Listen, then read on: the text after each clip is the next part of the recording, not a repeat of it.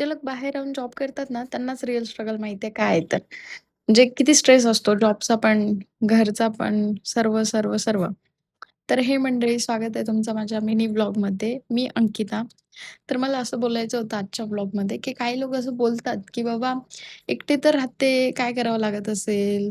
एकट्या माणसाला लागतंच काय? थोडंसं जेवण बनवलं, खाल्लं, झोपलं, बस झालं. अरे बाबा, मला हे सांगायचंय, की तसं काहीच नसतं.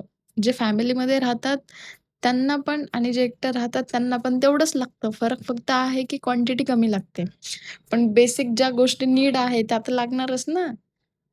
काय बाबा, असं जे बाहेर राहतात त्यांनाच माहिती आहे काय लागतं आणि काय नाही तर.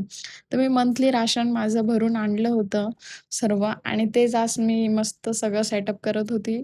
कसं आहे एकदाच महिन्याचं आणलं ना तर टेन्शन राहत नाही. नाहीतर मग थोडं-थोडं जर आणलं तर हे संपलं, ते संपलं, परत आणा, परत आणा आणि एकदाच आणलं ना आपल्याला जास्त क्वांटिटीत पण मिळतं आणि प्राईस पण थोडीशी कमी लागते.